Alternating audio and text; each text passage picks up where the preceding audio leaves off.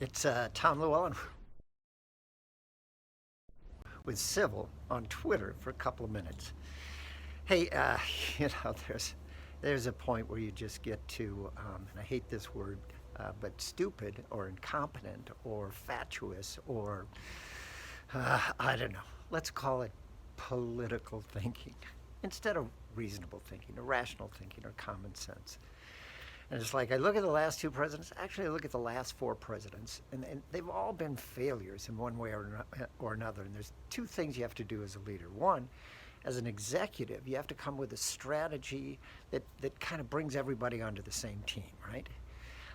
And the second piece is you have to manage the institution, right?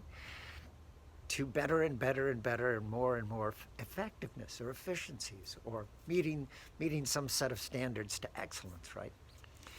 And just we'll compare two here real quick, because I think lots of people either hated one or the other of these guys. So Trump, he was a dick, okay, emotionally and as an executive, because instead of co-opting and trying to get people together, I mean, he took shots at the people on the other term, which on the other side of the aisle, which hated him. Didn't help much. It's hard to co-opt somebody that hates you, for whether it's good reason or bad, because they're not thinking rationally. But he did the same thing to people in his own party, which didn't help. But he managed the government pretty well, our economy pretty well, and he did something key to me. He did tax cuts in a way that actually improved the little guy. I mean, the guy at the bottom got the biggest pay raises in the last 2 years of administration. That's the kind of stuff I love, right? This administration, however, where Joe had the chance to be that strategic executive that brought everybody together. I mean, he's AWOL. I mean, in much the same way that President Trump was. I mean, it's just alienating a whole bunch of people, and to that tune, 70% of the people believe the country's going the wrong direction. That means Republicans, Democrats, and independents, and people that didn't vote as well, or even register. It's like, that's not a good number. I mean, that's a terrible number.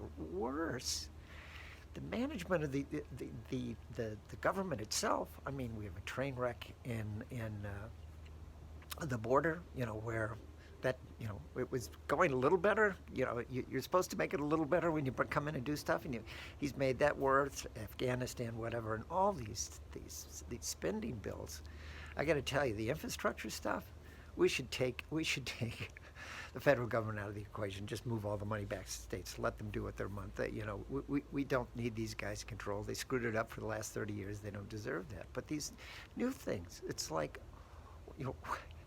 they sound great, but what's the exact benefit that we get as broadly as a country? How does it bring it together and improve not only our country, but individual lives? I don't sense that giving somebody make half $500,000 a year free child care makes much sense to me.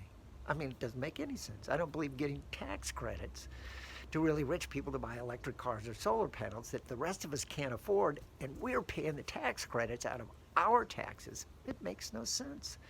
I'm just to the point. It's like, and here's what I urge you to do. Step back, get rid of whoever's on your team, and get some people with a little common sense in that can manage us to excellence, that can bring us together, because we're not going that way right now. And this is a train wreck, and if you want a train wreck, I guarantee the midterm election isn't going to be just a few people changing seats in the House and Senate and giving the Republican majority. This is going to be like the 2010 Obama disaster election, where 60 representatives and more than a handful of senators kind of, went the other way, and he lost both houses. So, just Joe, get with the program, man. You're a better man than this. Anyway, I'm Tom. I'll talk to you guys soon.